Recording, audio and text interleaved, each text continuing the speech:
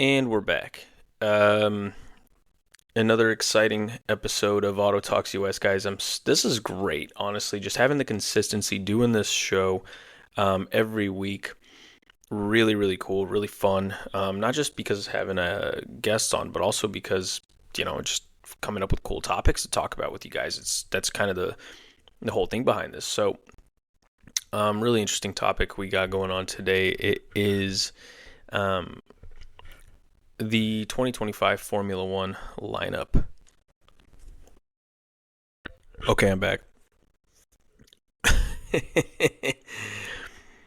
um, the 2025 Formula One season is literally around the corner, and as with every season, we've got predictions, we've got things to look back on, and all these different things that happened last year. Lando Norris obviously getting his first win, Piastri getting his first win. The Haas is just flying. I remember during Canada in the wet, so many cool things. Oh, Charles broke the Monaco curse in 2024. He won in Monaco as a Monegasque. First time in probably 80 years that somebody from Monaco actually won the Monaco Grand Prix. That's in Formula One terms. That's like, well, because I only follow Formula One. I don't really have anything to compare it to. I'm kind of stupid when it comes to other sports. Sorry, excuse me. Take a sip of my espresso. Red Bull, Liam Lawson and Max Verstappen. What are we doing? What do we think? How? Why? I think Max Verstappen is going to continue going for that fifth championship. I think he is far too locked in, just as a personality and as a character, on his own goals and ambitions. I don't think he cares about the Ferrari, how many likes and followers they gained by having Lewis Hamilton come on board. None of that matters to Max. He wants to win world championships and then go and manage GT3 teams. That's according to him, I think. Managing GT3 teams and sim racing. Having sim racing teams where he can develop people basically from sim racing and put them directly in race cars. He sees a direct correlation between the skill sets necessary to do both tasks, and he's going to continue in that direction using his resources as a Formula One world championship, as a world champion, to develop those things. So I don't think he cares about what Charles and Lewis are doing. I don't think he cares what Kimi Antonelli are doing. I don't think he cares what George Russell is doing. What the likes of Lando Norris are doing. I don't think he cares. I think he found a home with Red Bull over a decade ago. They gave him everything he needed to become successful so that he could then use his success to further his own dreams and ambitions. That's just who Max is.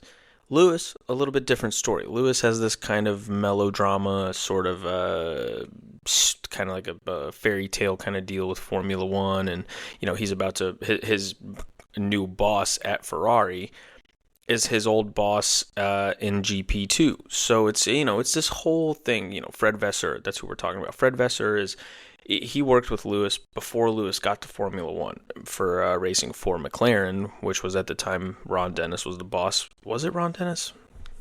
Let me look this up. Doing the cardinal sin of, hey Jamie, pull that up. Except I don't have Jamie. I've got my hands, my bleep beaters. I might have to cut that out. I don't know. It's funny. Ron Dennis. Let's see. It was Ron Dennis. Yeah. So Ron Dennis at the time, boss of McLaren Formula One. Lewis, I think, as a kid, told him, "Hey, excuse me, sir, I'm gonna be racing for you when I grow up." Ron Dennis is like, your sister's ass. No, you're not. And then Lewis did it. He grew up and he became a Formula One driver. Signed on with McLaren under Ron Dennis, and the rest is history. But where I was going with that is his boss before McLaren was Fred Vasseur, who is now the Formula One team principal. So kind of works out, Charles is this kid who looked up to Lewis, looked up to all the world champions. His father passed away before he joined Formula One. Never got to see it happen. There's so many storylines weaving into this whole Ferrari 2025 season that I could probably do a whole. I mean, literally, I could do a 24-hour rant on that as a Formula One and a Ferrari fan. I live and breathe Ferrari Formula One. When we got Sebastian, I was stupid hyped. When we got Kimi, the first time and the second time, I was ecstatic. Michael Schumacher, obviously a childhood hero, whatever. Michael Schumacher, in my opinion, was the best of all time. Second to Ayrton Senna, or the other way around, depending on who you ask. But Schumi will always be up there. And so, as much as this is an automotive podcast, it also is kind of a Formula One podcast in a way. This is the first time that Formula One's been mentioned on the show in its short 3 to 4 week existence, and it's not going to be the last time. I am unbelievably excited for 2025. Some of the other things that we're definitely going to have to consider is, battle predictions. I think there's going to be some dark horses that we might need to consider. George Russell and Lando Norris both can be unbelievably fast given unpredictable circumstances. Some things just click with those guys and you will see them qualifying first. Lando Norris likes to lose his pole in the first corner, I've noticed, or sometimes just, a couple of corners into the first lap. Many, many times last year did we see Lando Norris completely botch his pole position on Saturday in the first lap on Sunday. So it's not always guaranteed that your qualifying is going to do well. I think you need to kind of zero in on that element, and he probably did. His team, if a guy like me can point that out as a weakness, believe me, the team knows what they're doing. So will we see a refined Lando Norris this year who is incredibly fast during qualifying, who can put the car on pole, slap it on pole position, and immediately the next day hold on to it in the first corner, protect the inside, protect the outside, whatever he needs to do, wherever he was losing positions last year. You guys remember at Circuit of the Americas when it was down to the wire? I mean, he needed every single point he needed to win. Every single race, every single sprint. He needed the fastest lap point. He needed every single point in order to beat Max in the championship. But he botched it. He lost at the first corner at Coda, and that messed with the Ferraris, and it was done. So Lando theoretically could have won last year. I think it was too early in his career. I think he needed those types of moments of making mistakes in order to get where he is now. Same thing with George Russell. Oh my gosh. Talk about hard knocks. So both of those are going to be something to watch out for. I think Lando Norris has a lot of strengths on that front. His momentum from 2024, especially given a car that suits his driving style, is going to be growing confidence through the roof. And like I said, all he needs to do is just pick up on those couple areas, just really maximizing a solid qualifying. You cannot let the first lap of the race undo all that work. You just can't. Max, he's aggressive. He's going for a 5th world title. So for him, we already know what Max is capable of, and so it's just down to Liam Lawson to see. He stepped in a couple times last year. He's a good driver. We know he's a good driver. Let's see what he can do against Max. Chances are, probably if you're a gambling man, I would not put my money on Lawson. I don't think he has what it takes to take the fight to Max. Max is the best driver on the grid right now, all things considered, in the best machinery. Now, the Red Bull did have a little bit of shaking up. There's been some departures, some critical departures. Adrian Newey, the big name. So you do have to worry about the technological, slowing down at Red Bull, but I mean, it's all about delegation. And so if you can delegate critical elements of the job to other people who are equally qualified, maybe you're going to be in good hands. We don't know to what extent the development team had gotten to before the shaking up of the team. So the 2025 car may already have very well been completely developed by Adrian Newey and his team. All of those things could have happened maybe a little bit, after the fact. In which case, Max has a strong season ahead of him, and in 2026 is probably going to be where we see some shaking up. So those are my thoughts. I think it's going to be an exciting season. It's going to be a Ferrari versus Red Bull versus McLaren situation again. Now, Aston Martin, I expect 100% to be in the mix.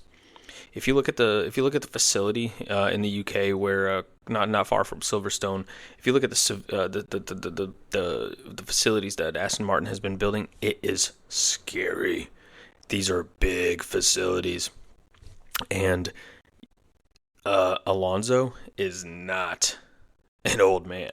Okay, he is an athlete, and he is going to take the fight to everyone given the opportunity. If the machinery works, if the car works, make no mistake. I've had a big poster of Fernando Alonso back in the Ferrari on my wall, because every single world champion wants to race for Ferrari at one point or another. He won 2 world championships with Renault, and then ended up at Ferrari eventually after a brief stint at McLaren.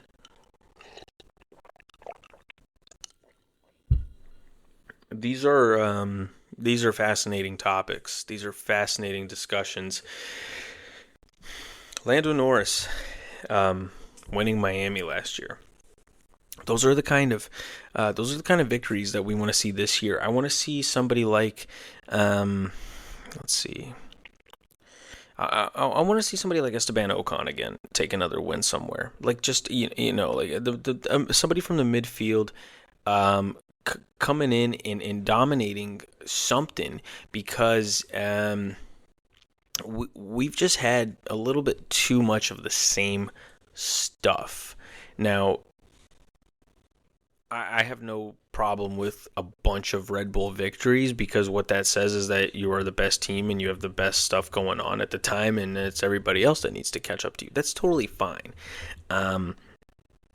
But when you have rules and regulations and all these kinds of things that are getting in the way of good racing, that's where I have a little bit of an issue. The FIA, with their new sporting code, penalizing drivers for using bad language. You can't have that. You cannot have that in a professional sport where your life is on the line. When you're putting your life at risk for the entertainment of others, you should be able to say what you want to say in the heat of the moment, because that's a natural reaction. Going 200 miles per hour, all of a sudden someone crashes into you, your life flashes before your eyes, and you somehow survive, but you're hanging upside down. Yeah, you should be able to drop a couple F-bombs. No offense, Mohammed bin Salayem. You should be able to drop a couple F-bombs. I know I would. So, with that being said, for those of you that are interested, let's just go through and by the way, stick around to the end of the episode. I am going to tease an episode that's coming soon. We're going to have a very, very special guest on, so stick around to the end. I'm going to tease that a little bit. Not give everything away, but give away just enough to get you to stay. Isn't that the goal here, guys? Isn't that the goal? Got to keep people invested. I'm going to keep you guys invested with good content. I have no interest in doing all that bait stuff. So, with that being said, let's just go through the driver lineup really quickly. I think it's important for people to know who we have on the grid, given all the shaking up that we've had. Not just last year, but in the last couple of years, there's things been brewing in Formula One, and 2025 is set to be a absolute banger. We're going to have a lot of episodes covering the 2025 season, especially when it comes to big races, things that happen that are unpredictable, after the fact, before the fact, predictions, and what not. So, without further ado, at Red Bull, you've got Max Verstappen and Liam Lawson. Liam Lawson, also from the Red Bull Driving Academy, killed it in Formula 2, relatively killed it. And he's been a hot shoe. He's already performed in Formula 1. He raced last year, I think not once but thrice. So he'll be exciting to watch. You've got Max Verstappen going for his 5th world title. Ferrari.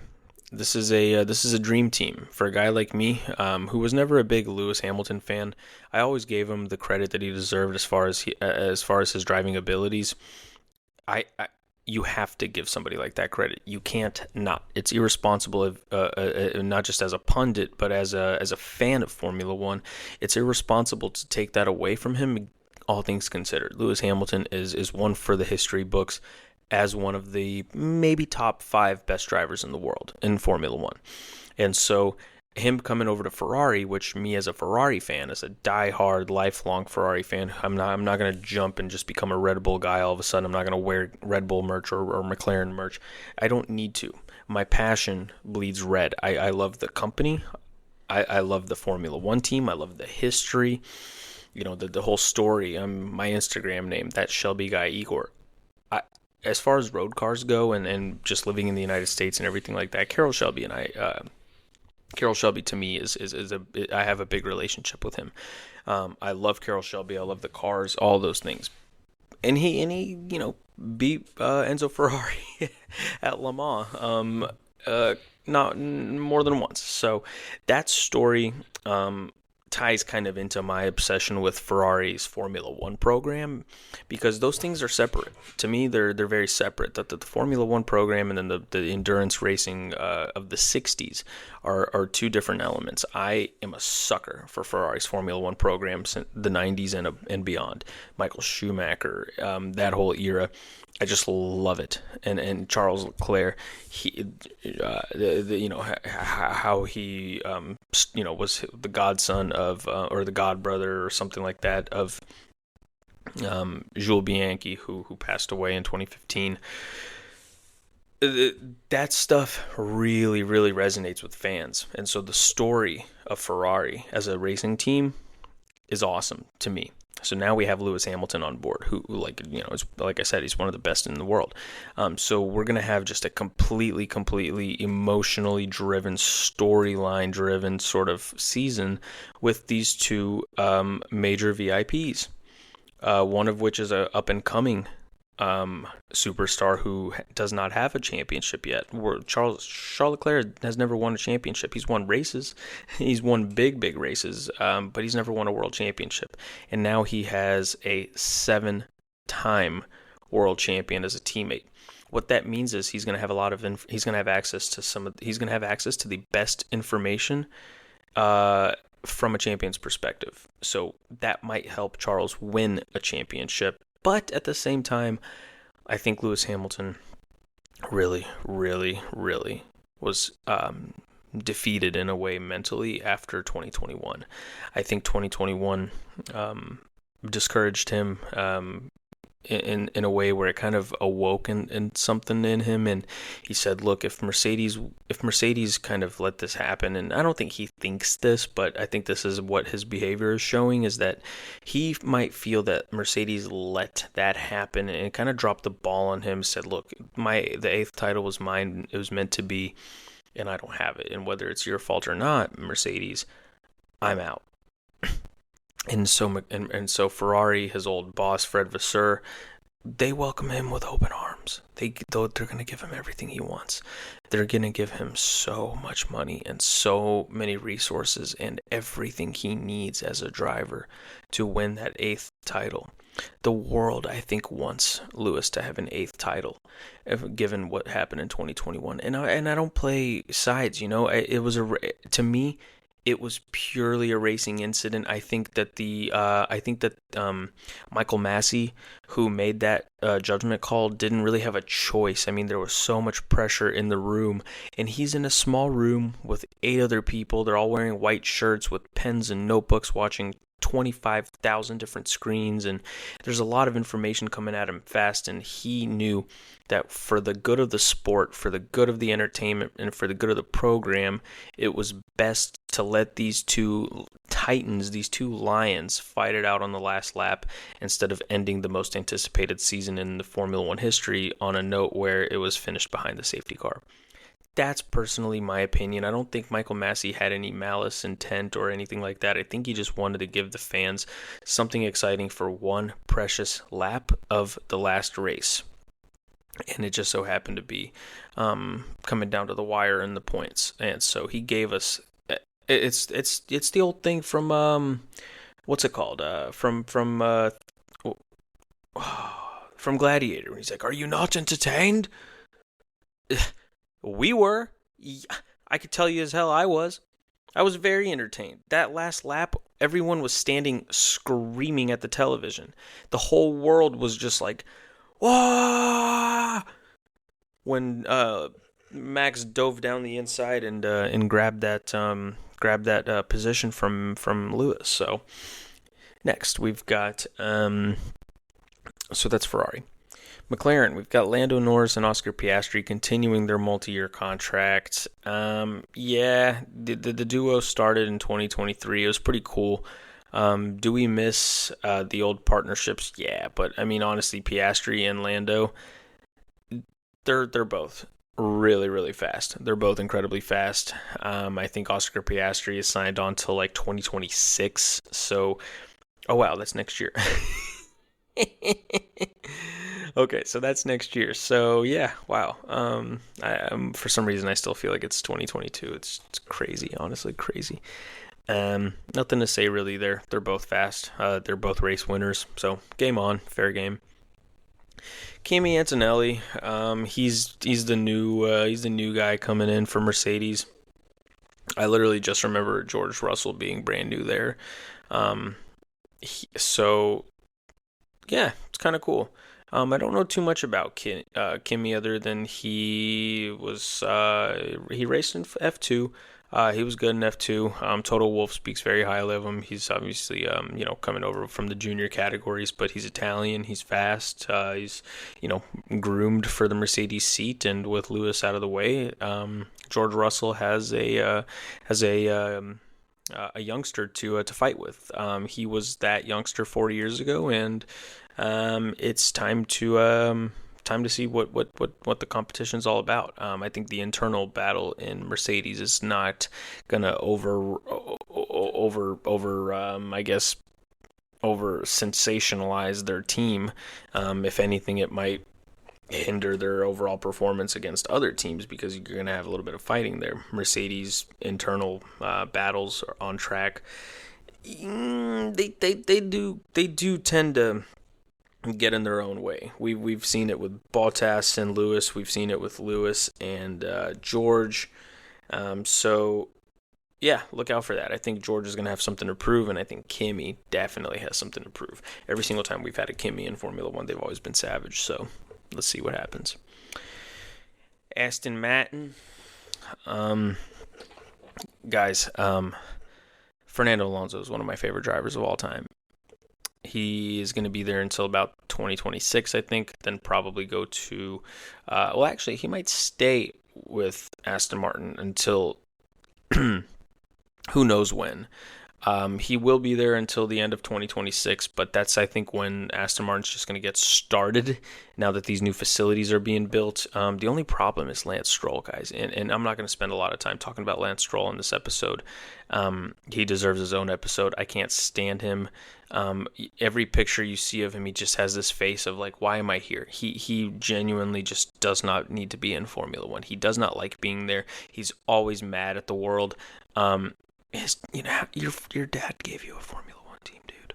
Like, he bought the majority stake of Aston Martin for you to race, and it's truly just pathetic. So I'm not going to talk about him anymore. Fernando Alonso, he's been carrying that team himself, and I wish Alonso well. I think he's going to do really, really well this year. If the car works, expect to see him in the top 5. Expect to see him in the top 6. That's going to be really exciting. RB, which is Cash App, RB, Toro Rosso. That's how I remember them. Yuki Tsunoda and Isaac Hadjar. Isaac Hadjar, of course, is the F2 runner-up. from last year, also a Red Bull Junior. It's going to be pretty exciting. It's going to be really exciting. Yuki Tsunoda, he's a beast. This will be his 5th season with RB or Toro Rosso. So let's see what happens. I think they're going to be a good midfield team this year. Haas, yeah.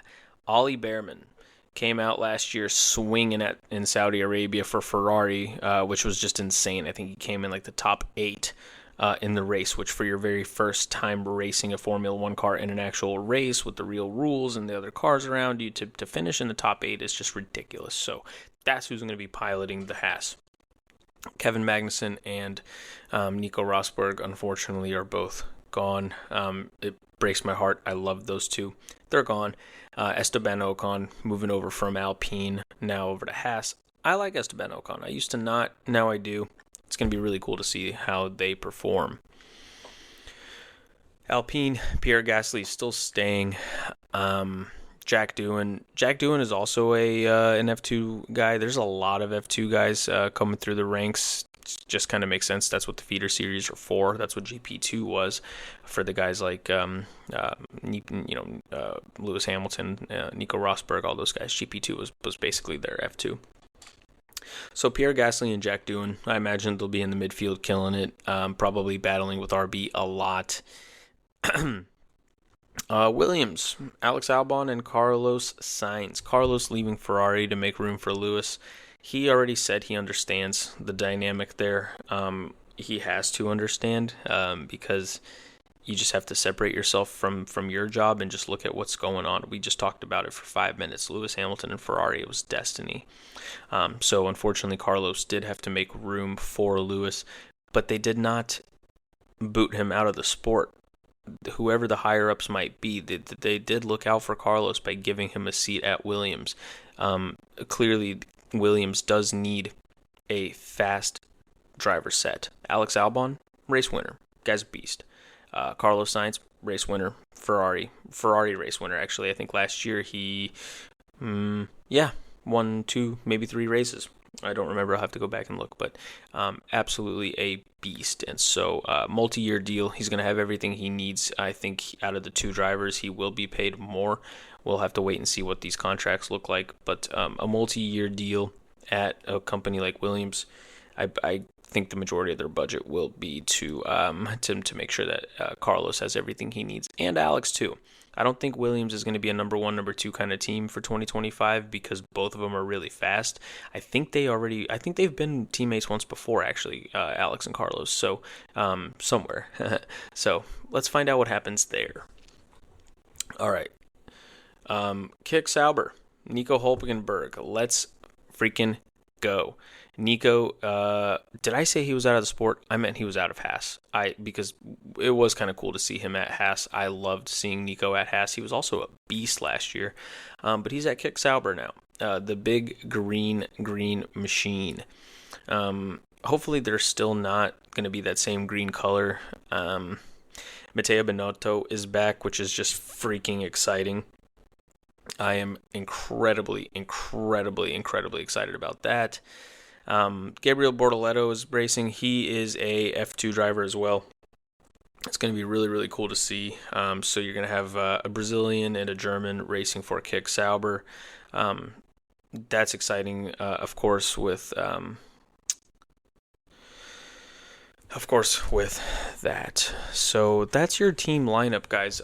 Reading this, it's kind of melancholy a little bit. Of course, we do have a lot of names that aren't there anymore. Daniel Ricciardo's not there. Kevin Magnussen's not there. So that is a little bit of a disappointment. I mean, you've got Lance Stroll still racing. It breaks my heart to see people like Valtteri Bottas, Daniel Ricciardo, Kevin Magnussen not having racing seats, but Lance Stroll still racing. I'm pretty sure I'm faster than him. So yeah, it is what it is. It's going to be an incredible season to look forward to. I personally, again, like I said, I cannot wait. I think 2024 really left us with a lot of stuff, a lot of questions unanswered. The biggest winners of 2024 weren't the world champions. It was actually people like Lando Norris. It was people like Charles Leclerc. These guys were completing parts of their destiny, setting themselves on track, no pun intended, for the next thing. Lando, in my opinion, deserves a world championship. However, so does Charles, and I don't know where I can personally stack them because they both deserve it. But I'm a Ferrari guy. I want Charles to get that championship, not just for himself, but also for his father, who died basically never having seen his son race in Formula One. But he did tell his dad that, hey, I made it. He lied to him. He prematurely told him that he was going to be racing in Formula One, even though that was not entirely the case at the time. And look at him now. He won Monaco for Ferrari. That's there's nothing that you could do to top that other than win a world title. So I want Ferrari to get their constructors titles going. I want Charles to win a world title. If everything works out, if I could have my dream prediction, it would be, or my dream scenario, it would basically be this: Charles wins the world championship in 2025. Lewis Hamilton extends his contract and wins in 2026 against Max. And then by Lewis Hamilton winning in 2026, Max Verstappen announces his retirement. He goes on to manage GT3 and sim racing teams. Charles and Lewis fight for the 2027 world title. Lando Norris wins that one, and Formula One continues in its future direction. That would be a pretty cool prediction. Now, I promised you guys that at the end of this episode, I would tease a little bit something. So the World Endurance Championship is going to be coming into an end pretty soon. The IMSA season. Well, actually, we have to get through Le Mans. So after Le Mans, we're going to have a very, very special guest who used to race for Porsche, spent a little bit of time racing Mustangs, and is going to come on the pod and tell us all about what it's like to race in these endurance championships and what it's like being a race car driver on the front line with some of these really, really big companies and these big teams. So we're going to be interviewing him. We're going to be talking to him all about racing, just the life of a professional race car driver, the dream we all wanted. So stick around for that. Thank you so much for joining me, guys. Make sure you hit the like or the subscribe button. Definitely need you guys to subscribe to the show. Help us out with the program. On Instagram, AutoTalksUS, we're going to be doing some event coverage. We actually went to Cars and Coffee of Texas today at Harley Davidson in Bedford. Unbelievable event. It was so cool. Saw a kid do a backflip over a Liberty Walk McLaren 720S. That was crazy. That's on the Instagram. Go check that out. Follow us there. Unreal, so exciting, so much fun. Formula One, I cannot wait. The 2025 season is going to be crazy. If you guys haven't seen what the cars look like for 2026 yet, go look at those mock-ups. They look like the early 2000s. It is so exciting to see the shape of those cars coming back, because that's the when you make a smaller race car, you give people more room to fight. Right now, they're huge. These Formula One cars are massive. You can't have two guys going side by side into the corner because one of them is going to push the other one off the track. But back then, you had real fighting, and so hopefully that's what we get with the new cars in 2026 moving forward. I'm excited to see about that. With that, guys, I am out. Let's see. We're gonna have an episode. Coming every Sunday at 11 o'clock Central Standard Time here in Texas. Hope you guys all have a good rest of your week. Stay safe, and I will see you later.